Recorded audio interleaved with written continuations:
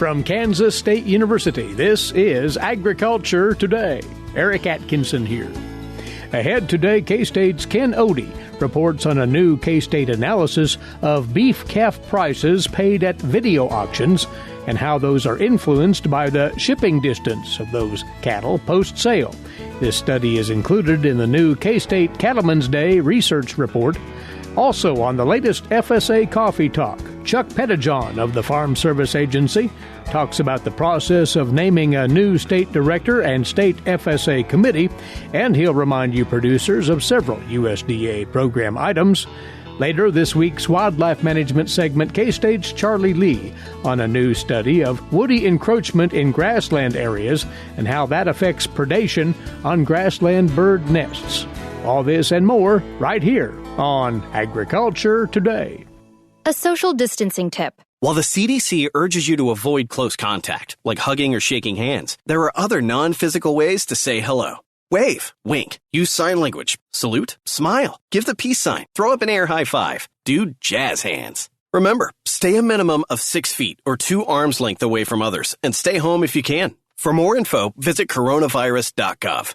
Let's all do our part, because we're all #AloneTogether. Brought to you by the Ad Council.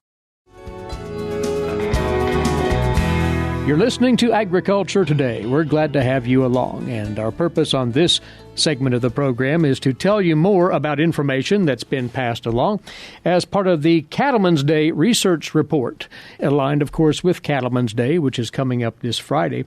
And this is one of many angles, research-wise, that is being drawn from video auction data gathered by animal scientists here at Kansas State University, and we'll explain further here. Joining us is Ken Odde, animal scientist at K-State.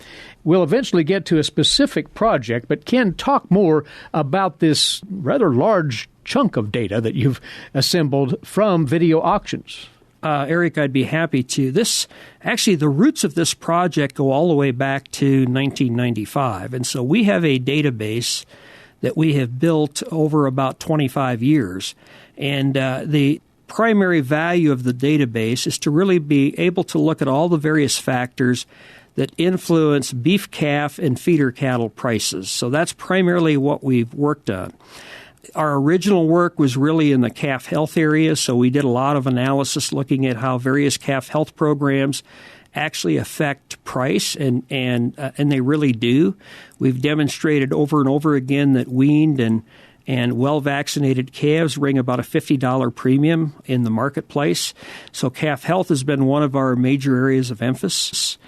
More recently, we're working on a lot of genetic factors, breed effects, and then many of the breed associations have breed programs, and we look at how those affect sale price. And then we've also looked at some other attributes like age and source verification and natural programs and some of those kinds of things as well. So it's been a really fruitful endeavor, and we're really fortunate to have this large video auction database that really allows us to study these questions. And therefore, allowing you to share potential recommendations to producers on adjusting production methods and protocols to meet those economics?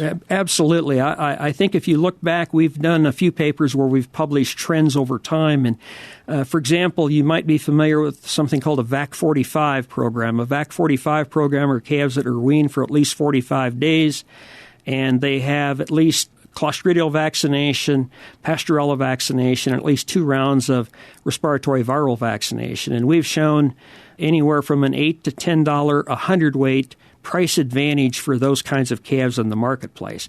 For some people, that's enough to change their behavior and change how they operate. Other people may not have the facilities or may not have the feed resources to actually be able to wean calves on the ranch. So we put the information out there, and ultimately the producer makes a decision with how that applies to his operation. Let's talk about the latest such entry in this series, and in fact, it is covered in that article in the research report for Cattlemen's Day this year. Video auction, look at the distance that cattle are shipped post-sale, and if that influences the sale price given for those cattle at the auction. And you had a rather robust number of lots that you looked at here, Kid. We did have. We were able to look at this in 211 of the video auctions with over 60,000 beef, calf, and feeder cattle in this particular study. And what we actually did is the video auction sales are really represent cattle from almost all over the country. And as you probably know, if you understand our cattle industry, calves are born pretty much all over the country, and eventually then they start moving towards the high plains to the big cattle feeding states like Kansas, Texas, Nebraska. Those are the primary. And so we have the origin of the calves and we have the destination of the calves. And in this case, we divided these into categories of long haul, medium haul, short haul, and then those that only traveled within the state. So the origin and the destination were within the state. And we did see a difference in price. And as you might expect, cattle that are going to be hauled longer distances, they were affected with lower prices. Cattle that are going to be hauled shorter distances had no effect. Okay, so because it is related to trucking distance, but there's more variables involved as well. So the size of the differences isn't that large. Which was the surprising part of this. One might logically think long haul versus, quote, local would be a significant difference in bids. Here, we're talking $1 or so per hundredweight, and sometimes less. One thing we have to remember with these data, we're selling truckload-size lots. So these are not sale-born bought calves in the southeast that are commingled and bought one or two at a time and then loaded onto trucks. Those calves get penalized a lot more. And because in this case, they're all coming off of ranches, fairly large ranches, even if they're coming from the southeast, because it takes roughly 80 to 100 calves to make up a truckload. What can be done with this information, or what is it signaling to producers that maybe other factors other than trucking distance should be prioritized? I think so. I don't think it's something we would expect a producer to say, this won't, I don't think, influence how they sell calves. It's more of just getting a little deeper understanding of how the marketplace actually works. Mm-hmm. And I think that's a lot of what we're able to get at with these data. So today, we have some very popular programs. We have a lot of growth in natural programs, non-implanted cattle, NHTC. We've documented those benefits. We have a new one that's called GAP. GAP is basically an animal welfare program that was designed for Whole Foods. So it's now permeating back in the marketplace, and we've documented what ranchers can expect to receive for participating in those programs. Sometimes it looks like they pay, and sometimes it looks like they don't. But that's how the marketplace works. So I think a lot of what we're doing is really helping producers better understand how the marketplace actually works. Have you anything on the horizon for the next utilization of this data then? Yes, we are actually working on this all the time, and right now we're getting a lot more genetic information. So what happened when we first started with this, calves might be described by color, okay, but they would never be described by breed, or they wouldn't be described further down like with EPDs or something like that. We're starting to get more of that into the database, and as we get more of that in the database, then we're more capable of analyzing what those effects actually are. So in many ways, the new attributes that show up in the data then give us the power to examine what those effects are in the marketplace. Really, there's so much more to uncover here, and you will continue to pursue those and other possible indicators from this data. Folks that would like to know more about all of this, they can access that fairly handily, can they not, Ken? Absolutely. We have a variety of publications, and we have some in this year's Cattlemen's Day Report and the last 2 years of the Cattlemen's Day Reports. We've also published several papers in open access areas, but contacting us directly is fine as well, and if you're interested in more of this kind of information. Very well. Well, this, in and of itself, this single example is quite illuminating as far as trucking distances and the potential impact on those sale prices of cattle depicted by the data that you've managed. And we'll look forward to more from this. Ken, thank you for coming over. Thank you. My pleasure. He's an animal scientist here at K-State. Ken Odde, once more reporting on that specific work in the Cattlemen's Day Research Report for 2020 being issued as part of Cattlemen's Day. As Ken said, they have utilized that video auction data extensively, applying it to several questions. In the area of beef cattle management, there are 3 more research summaries along that line in that same Cattlemen's Day report, where they looked at the region of the cattle's origin here in the U.S., how that affects the price premiums associated with the value-added health protocols of the calf lots sold. They've also assessed the factors affecting the sale price of bred heifers and bred cows sold through video auctions, as well as the sale price of Holstein feeder steers relative to other breeds traded through video sales. Summaries on all of that work can be found at that same address, asi.ksu.edu/Cattlemen's Day, and click on the 2020 Research Reports link right there. There's also additional information on the effects of prescribed fire timing on stocker cattle performance and evaluating stocker steer gains on tall grass pastures with 2 burn dates. You can read up on those areas of interest as well. And all of this as a prelude to the event itself, Cattlemen's Day 2021 from K-State, virtually this Friday, March the 5th. We've been telling you about the lineup, but just to remind, the program will get going at 9:30 Friday morning. It'll run into and through the noon hour, closing with that question and answer session for the various presenters that'll be featured during Cattlemen's Day. Among them, Purdue University's Jason Lusk from the Radian Group, Jason Rumley and Robert Norris, and K-State's own Sandy Johnson and Liz Boyle. It is a free program, but they definitely like you to register in advance, if you would, at asi.ksu.edu/Cattlemen's Day. We'll return with the latest installment of the FSA Coffee Talk for you. After this, you're tuned in to the K-State Radio Network and Agriculture Today. Did you know every Kansas farmer feeds 128-plus people? Kansas farmers are hard workers, dependable, authentic, and sensitive. Not only do farmers put food on your table, but they put clothes on your back and fuel in your car. For more information about Kansas farmers, visit K-State Research and Extension online or stop by your local Extension office. This message has been brought to you by the K-State Animal Sciences Leadership Academy participants.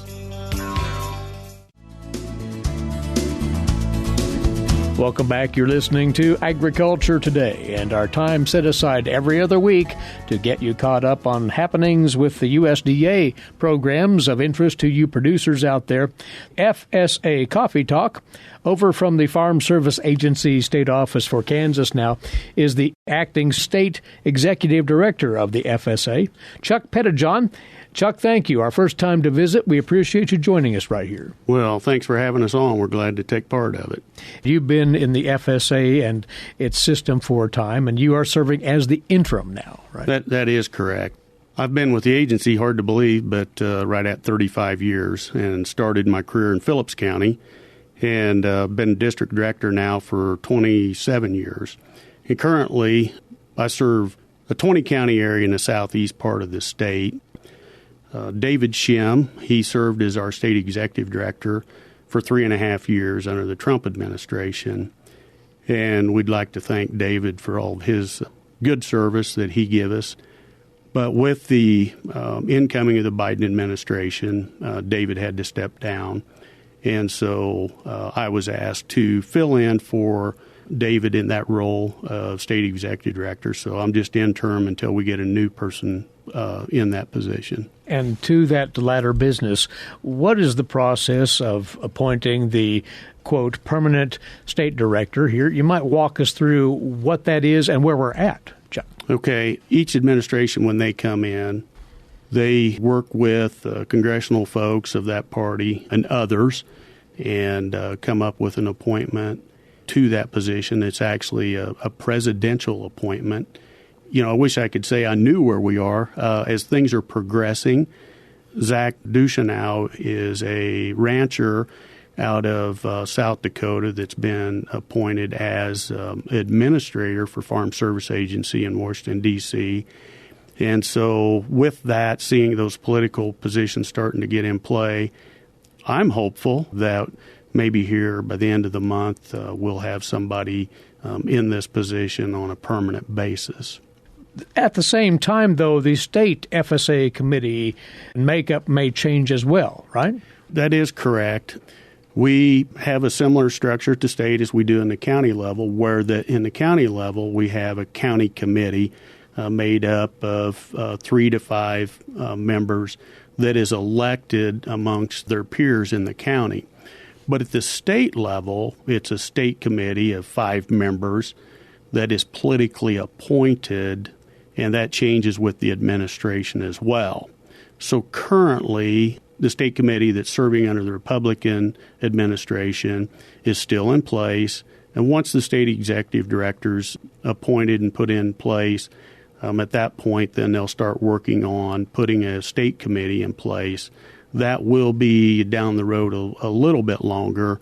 And the past administration, I know it took quite a bit more time to get those folks in place, but I'm hopeful that that progresses along here pretty quickly. Well, more than a few things soon to fall into place as far as FSA infrastructure. Looking forward to the news on all of these matters. But Chuck, let's talk about actual program implementation. A couple of the featured programs that we are familiar with, in the case of one here in Kansas, the other one, of course, a product of the pandemic.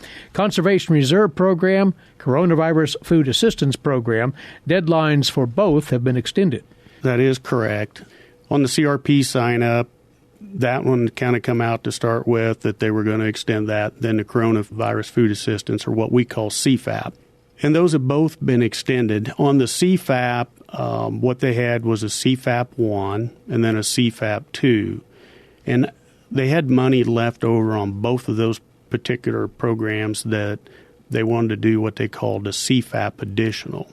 And so when the Biden administration came in, they wanted to take a look at it and make some decisions as to whether they were okay with everything, whether they wanted to add some things, whether they wanted to take it away, some things.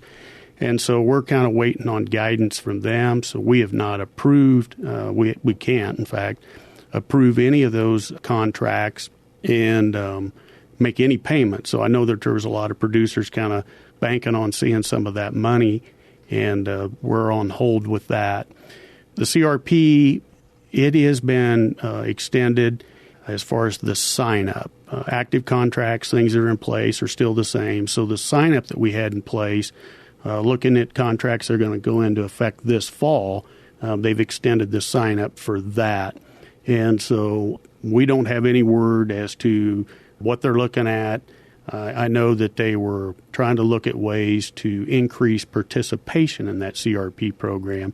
So how that's going to apply to Kansas and any changes that we're going to see, those are unknown at this time. What producers should know is that once the word does come down on both of those, they will have a window of time from that designated date to express their interest in either. That's correct. They've told us that they'll have at least a 30-day window from the point that they get the provisions out. So honestly, on the CFAP program, we've probably seen most all those customers in our county offices that they've come in and signed up. But if there's folks that haven't, we still have a window to get them in. And it very well be that maybe there's changes that we might have to see all those folks again. We really don't know till we know the provisions. Stand by for the word on that, as it'll come out of your local FSA. A couple of other things here. The quality loss assistance that's now being provided to producers. This is on 2018-2019 crop production, you say? That is correct. Yeah, the quality loss program is actually a supplemental program funded under the Wildfire Hurricane Incentive Program. And so they had some funds left over from that program that they wanted to try to touch base and do some quality adjustments. And our biggest activity actually in that we're finding in cotton country. So anybody that has any kind of quality adjustment, talk to your county office. The thing on the quality, the producer has to absorb the first 5% loss before it kicks in eligibility. And about the only, I shouldn't say the only, but our biggest activity's kind of been in the cotton area right now. One thing that is pertinent to our weather of a couple of weeks ago, that record cold, the Livestock Indemnity Program is set up to address just such situations, and producers have a time window that they have to observe to take advantage of that, Chuck. Yep, that's correct. There's really two functions with that program, and one function's a notice of loss, and the other function of that program is an application for payment. So the critical thing is to give timely notice of loss after a weather event, and that's 30 days from the time of the event. You know, that can be as simple as a phone call to the county office, or you can email documents to us. So the notice of loss is critical that we get that documented and what the event is. The other thing that I might mention on that is producer records.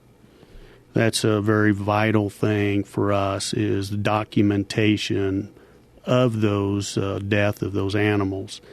The policy has laxed, or they've reduced, I should say, some of the requirements on what we used to have for verifiable evidence. Now it can be a reliable record. So your cowboy notes, dated pictures, things like that can help support your application. The other thing to keep in mind is keep a record of every death, because we calculate normal mortality off of the top of that before we start figuring out which ones can be eligible that we pay on. And so each different species and weight range has a different normal mortality rate. You have to have proof to support normal mortality as well. So it's important we keep records for every death. And if anybody has any questions about what is verifiable documentation, local FSA folk can give them that clarification. That's correct. Absolutely. We want you to communicate with your local folks. Absolutely. And speaking of which, we'll finish on this. COVID protocols are still in place at local FSA counters. That is correct. And I want to say a big thank you to the producers. They've been just wonderful to work through trying times. The national office dictates to us when we can allow all of our employees to be in the building and when we can not have all the employees in the buildings, and then whether we can have customers come in. We do have a few offices that are to the point that we can allow customers to come into the office by appointment, but that's very few. And trust me, there's nothing more than our employees will all want to do is to get back into the office and do business as normal. But producers have been just more than cooperative and been very understanding of the situation. And both employees and customers have worked through some real trying times. Very well, Chuck, a pleasure. Thank you for going over important matters ahead, and we'll talk again soon. Absolutely. Glad to be part of it, and we're here to help them all we can. He's the acting state executive director of the Farm Service Agency here in Kansas. Chuck Pettijohn with us on the latest FSA Coffee Talk. Agriculture Today continues after this break. You're listening to the K-State Radio Network. With the shortage of primary care physicians, especially in rural areas, health education and disease prevention are vital. K-State research and extension programs address quality of life, personal development, and health behaviors across all life stages of all social economic groups. To learn more about health education, one of K-State Research and Extension's 5 grand challenges, visit www.ksre.ksu.edu. You're listening to Agriculture Today, coming to you from the campus of Kansas State University. Eric Atkinson with you, and now on to today's agricultural news headlines.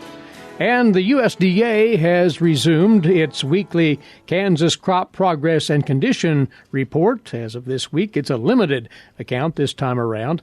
For the week ending this past Sunday, our topsoil moisture supplies in the state were at 5% surplus and 53% adequate, 42% still short to very short.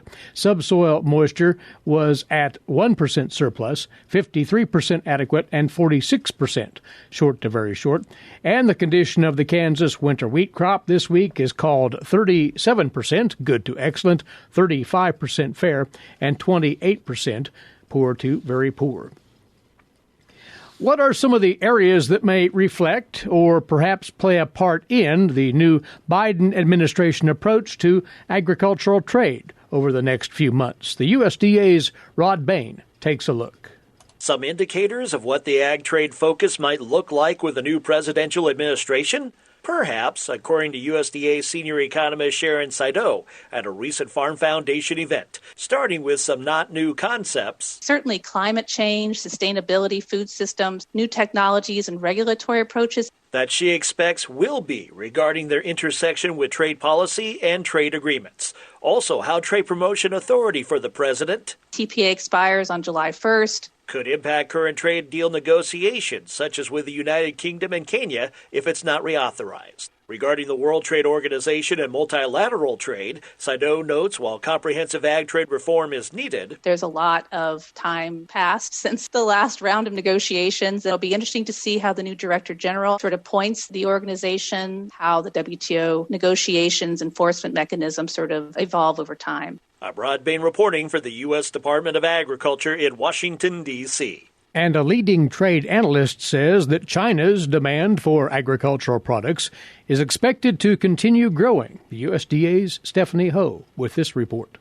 There are reasons U.S. ag producers can be optimistic about growing demand for ag products in China. In this environment of China growing relatively well compared to much of the rest of the world, it's still true that China is a resource-scarce country. David Dollar is a senior fellow at the Brookings Institution. He spoke about China on a panel at USDA's annual Agricultural Outlook Forum. It has about 7% of the world's arable land and 20% of the world's population. It's got serious water shortage in the whole northern half of the country. In other words, so 700 million people living in an area that's increasingly water scarce and subject to desertification. Meanwhile, rising income levels are another relevant factor. If you look at some of their explicit targets, the government would like to double the size of the middle class within 15 years. This is Stephanie Ho for the U.S. Department of Agriculture in Washington, D.C. And this being a Tuesday, it's time for another Milk Lines, the weekly feature for you dairy producers from the Animal Sciences and Industry Department at K-State. Here's K-State dairy specialist Mike Brook. Mike? Today I want to visit with our Kansas dairy producers concerning some choices that you have in the reproductive program that you might put out for your dairy animals on your farm. There are several different things that have changed over the last few years, and there's lots of different choices out there that you could choose. And I just wanted to cover a few of those and encourage you that really the most important thing you can do is actually have a firm foundation for those other things that you might choose. Seems like we spend a lot of time talking about some of the high-tech repro type technologies out there, such as genomics, or maybe doing the beef on dairy, sex semen, maybe doing in vitro fertilization to gain some increase in the genetics of some of our superior animals in the herd. But let's not start the discussion there. That's really a discussion that needs to happen after we take care of some reproductive foundations for our herd. So the first one would just be simply proper nutrition. So this is one you're going to have to work out with your nutritionist to make sure that your lactating dairy cows out there are giving the proper nutrition for a high level of milk production and for good reproductive management. Those two actually do go in hand. So taking care of issues with things like, say, forage quality, or maybe removing some of the anti-quality factors that you might have in your silage out there, some of the microorganisms that are actually causing some issues with your reproduction. Getting those out of the system, or maybe feeding some additives that will help control or lessen the impacts of those things in your dairy animals might be pretty important as a first thing or a foundation that you need to do. Secondly, just good management of the reproductive program. How are you doing it? Are you doing a precinct program? Are you using technology? In other words, are you using things like activity to detect animals in heat, depending less on some of our hormones that we typically use in a timed AI program? Do you have some lines in the sand that, let's say, if you're depending on using activity to pick up animals in heat, that by, say, 70 days in milk or 80 days in milk, if you haven't actually bred that cow the first time, based off the technology, you go ahead and enroll her in some sort of timed AI program, so we actually do get some semen into her. And then the other critical thing about this foundation that you're building for your total reproductive program is you've got to make sure that you're finding those animals that are not pregnant. So a lot of times we focus really hard on getting that first service insemination in, but we don't really track whether or not she got pregnant from that first service. And then sometimes we try to track it too soon. We may try to track pregnancy about 28 days after insemination. And yes, you do pick up pregnancies then, and you can detect those. But there are a fair number of those you'll probably lose by, or the animals will lose their pregnancy in the next 4 to 5 days. So some of our farms are actually starting to wait to actually do that first pregnancy detection maybe a little bit later, maybe at 32 days or 33 days rather than back at 28 days. That way we catch those animals that have lost a pregnancy and can get them re-enrolled in some sort of timed AI program. Now, once you've got the base down, now it's time to start talking about things like genomics, looking at the beef on dairy, maybe looking at sex semen in your herd, those things that are going to cost us more. As we move to these higher cost pieces of technology, we want to make sure that we have a good base underneath so that we'll get a fuller return from our investment in those higher cost technologies. This is Mike Brook with K-State Research and Extension. All right, Mike, many thanks to you. We'll be back with K-State's Charlie Lee after this final break. You're tuned to Agriculture Today. Social distancing slows the spread of coronavirus, so stay a minimum of 6 feet away from others and stay home if you can. More info at coronavirus.gov. Let's all do our part, because we're all #AloneTogether. Brought to you by the Ad Council. For you now on Agriculture Today, our weekly wildlife management segment, coming your way with former K-State wildlife specialist Charlie Lee. Charlie, still more new research to pass along today, and this looks at predation on bird nests, grassland birds in this instance, an issue which is evident here in Kansas, that's for certain. Yes, we've talked many times about the problems that grassland birds are facing. We know that woody encroachment in the grasslands is a problem. We see it here in Kansas. It's really occurred for several different reasons. Those reasons could include intensive grazing or overgrazing, fire suppression. There's also been some discussion about fluctuating levels of atmospheric carbon dioxide, and these are definitely issues that cause changes in small grassland bird populations. We know predation is one of the primary causes of nest failure from birds. This group of researchers from Texas A&M thought they'd conduct a research trial to look how woody vegetation influences bird nest success, nest predators that are found in those locations, and nest predator activity, so they'd get maybe a little better understanding of predator-prey dynamics so they could come up with management actions that would improve the conservation of grassland nesting birds. And what species of birds were examined as this research was undertaken? Well, there's a lot of different birds that they could have looked at. They decided that their model would group birds by nest type. So some of the birds that they called the small cup nesters would have been cason sparrows and lark sparrows, painted buntings. Then they had a medium cup guild of birds, the eastern meadowlark, northern cardinals, northern mockingbird. They had a large cup, which would in this case was the greater roadrunner and yellow-billed cuckoo. And then they had an exposed nest type, which would have been the mourning dove. And this took place in the southern part of Texas, but you think that the variables here will relate very well to Kansas conditions. Yeah, I think it's very similar with the same type of grassland birds. The predators that they were looking at were similar. The predators include coyotes, skunks, badgers, bobcats, and then they're looking at snakes, including rat snakes, whip snakes, and bull snakes. And then the birds that are avian predators, like brown-headed cowbirds and crows and ravens. So those were some of the same predators that we would have here in Kansas. We also have an issue of Kansas grasslands slowly being negatively impacted by woody vegetation. Sometimes it's cedar trees, but eventually that turns into a more deciduous tree and a much taller tree. But still, it's encroaching on what was once native grasslands, whether they were tall grass or mixed grass prairies.